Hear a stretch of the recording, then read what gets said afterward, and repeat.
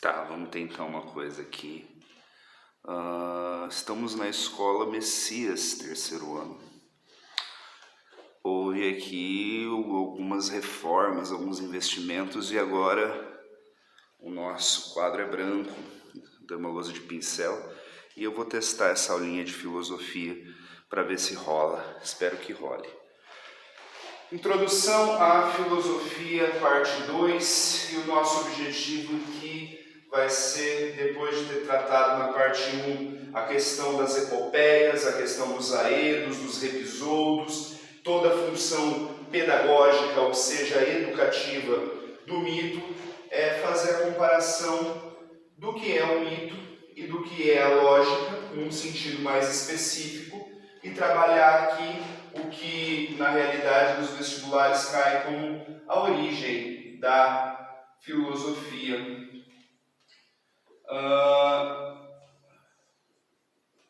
Ok. Primeira coisa, mito. No grego, que pode aparecer para nós, mitos. O que é isso? Quando nós trabalhamos no primeiro colegial, eu sempre falo narrativas metafísicas, fantasiosas, simbólicas. Na real, o mito sempre você vai ter que se apegar nessa palavra aqui, que é a narrativa. O mito ele é sempre uma história. A epopeia, como nós vimos, é uma história de uma época que envolve forças cósmicas, que envolvem o bem e o mal. Aqui, qualquer mito é uma narrativa. Então, se eu conto do homem do saco é uma história, é uma narrativa, pode ser considerado mito também, explicando para a criança com essa função pedagógica, sempre com essa função educativa, para explicar para a criança que ela não deve ir na rua e correr todos os perigos urbanos que nós temos aí. Então, a cegonha é um mito para explicar para a criança algo que ela não pode saber tão cedo na nossa cultura. Enfim, a narrativa educativa, sempre, o mito é isso, com elementos simbólicos, ou seja, é sempre um símbolo, é sempre uma problemática. Então, por exemplo, quando eu olho para a Grécia e eu trabalho no mito de Eros e Psique, Psique era a deusa da razão e Eros o deus da paixão. No mito, Eros rouba Psique. O que isso quer dizer? Qual que é o símbolo disso? Eros roubando, raptando Psique. Simboliza que nós, ao agirmos raptados, roubados pela paixão, perdemos a razão. Isso então que é o Eros roubando Psique. A paixão nos impedindo de ter um olhar racional. Ou magética, relativa à mágica, que trata do pensamento mágico, religioso, fictício, mas sempre com a função educativa. Mas esse mito, essa narrativa, ela tem um objetivo, que nós já sabemos que é educativo, mas que visa explicar elementos além. São os fenômenos da natureza e os fenômenos sociais. Exemplo, quando os gregos tratam do mito de Perséfone. Então Perséfone era uma ninfa que andava pelos bosques e conforme ela andava, a natureza reagia à sua presença, os rios brotavam em água, as flores desabrochavam, tudo nascia. E Hades, deus do submundo, se apaixona por essa ninfa que a rapta. Você percebe que na Grécia esse negócio do homem raptar a mulher, casamento, como a gente chama hoje em dia, é algo muito comum. Hades então rapta Perséfone, só que Deméter, mãe de Perséfone, não acha isso muito legal, vai até o submundo, mundo inferior, negociar com Hades, para que a filha pudesse voltar para casa. Só que quando Deméter, mãe de Perséfone, vai até Hades, ela percebe que Perséfone já está apaixonada. Olha a função social, o lugar da mulher aí, ela é raptada e se apaixona pelo seu agressor. E aí entra-se em um acordo. 6 meses do ano, Perséfone passa com sua mãe nos bosques. 6 meses do ano com o seu marido no submundo, por quem ela era apaixonada depois de ser raptada. Perceba, está explicando aqui fenômenos naturais, porque se a natureza reagia a Perséfone, então é um mito sobre a primavera. Os 6 meses que ela estava no submundo é o inverno, é o momento onde não se tem as águas rolando, as chuvas, as flores e tudo que há na primavera, e a função social, que é a localidade do gênero masculino no casamento, que é aquele que busca, rapta e leva para casa a mulher, que é o feminino, que é a Perséfone. Então nós estamos aqui trabalhando diretamente com uma função social da Grécia Antiga. Então o mito ele sempre tem isso, uma narrativa para explicar fenômenos naturais e fenômenos sociais. Atenção, mito, muitas vezes o senso comum, o pensamento acrítico, o pensamento não crítico, confunde mito com mentira. Isso daqui é um erro que o vestibular costuma te conduzir e é uma arrogância, né? A mentira é quando nós contamos alguma coisa que não é real e cujo objetivo é ou esconder algo que a gente fez ou ter alguma vantagem.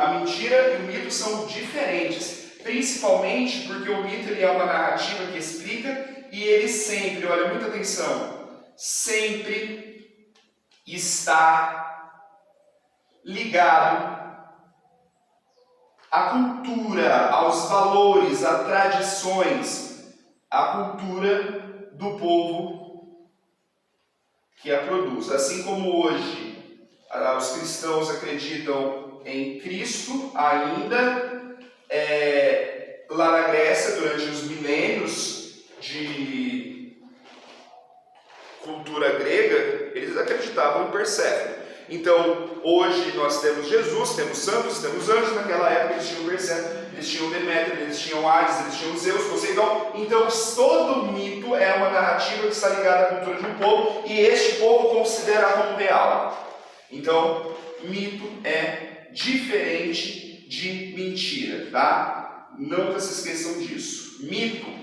a religiosidade, a narrativa, é uma outra forma de ver o mundo, de compreender as verdades que estão no mundo. É só uma outra forma de conhecimento, tá? Nós não podemos jamais, como filósofos, como estudantes, como seres humanos, considerar que alguma forma de conhecer seja superior ou inferior à outra. Aí nós temos que refletir essa frase: o mito do outro é mentira para mim, com muito cuidado. Porque nós temos esta tendência que na sociologia chamamos etnocentrismo, não é?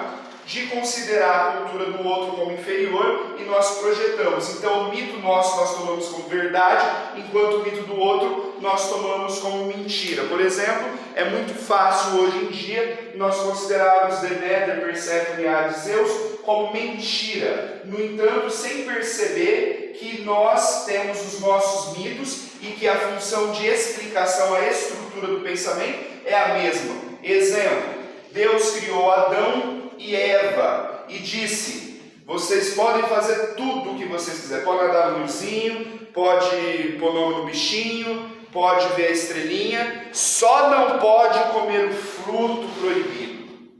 Aí a Eva estava caminhando perto do perigo, veio a serpente maligna e disse: Eva, come o fruto. Aí ela comeu, deu a fruta para o marido dela, que era o Adão, ele comeu, e aí Deus ficou bravão, porque é um mito sobre a obediência paterna disso tudo, né? E aí então Deus chega e expulsa os dois do paraíso e diz assim: você, Adão, irá trabalhar. Função social. Você, Adão, irá trabalhar pelo seu sustento. Você, Eva, que foi a que tentou Adão, né? Irá ser submissa ao seu marido.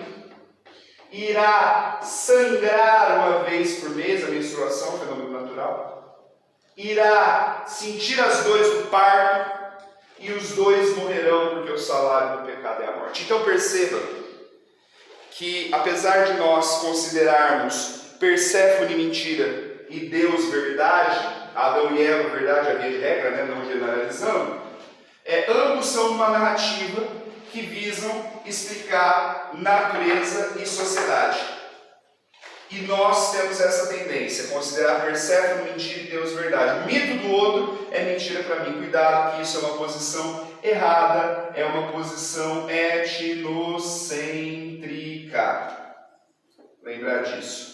Ok. E aí, por fim, uma pergunta. Ruptura ou continuidade? Hoje em dia, nós rompemos com o mito ou continuamos usando o mito? Deixa eu conferir se está tudo certo aqui. Está tudo certo. Né? Já sabemos dessa resposta.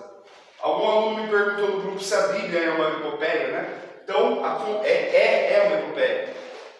Jesus é um herói, é um exemplo a ser seguido. E nós temos a presença do bem e do mal. Então, a continuidade, com certeza, é a melhor opção. Nós não rompemos, não adianta você acreditar que o único pensamento real é a ciência, que o único pensamento real é a filosofia, não. Nós ainda continuamos com os mitos, e esses mitos, eles estão não só na religião, como é o caso de Jesus, como eu já citei, mas também dentro da política, pessoas que de repente vêm, salvarão o Brasil, está na nossa origem enquanto povo, Tiradentes, por exemplo.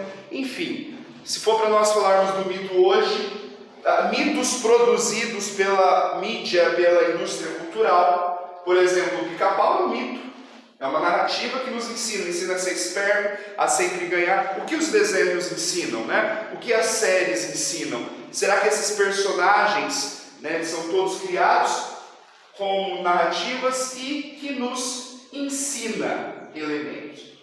Agora, em contraposição a isso, nós temos a lógica, né, o logos, que é uma outra forma de conhecimento. Agora, muita atenção, porque o mito ele é a forma de conhecimento primeira da sociedade, da civilização humana. Ela existe desde que a humanidade é a humanidade, e os mitos, eles existem em qualquer tempo histórico e em qualquer povo, sempre respeitando a lógica cultural do povo. Agora, já a lógica, ela tem uma data que ela nasceu. Ela é um pensamento posterior. A lógica, no grego logos, ela surgiu na Grécia, são formas que não se vão pela história, mas sim por uma explicação coerente, ou seja, que tenha sentido nos elementos apresentados, que possui reflexão, pensamento, discussão e crítica. Então a lógica é uma forma que exige muitas vezes prova, ou então no mínimo argumentos, uma indução, uma dedução, isso, logo aquilo. É uma outra forma de compreensão do mundo. Então, é uma forma coerente, reflexiva, para explicar a mesma coisa. Olha, a Terra é esférica, ela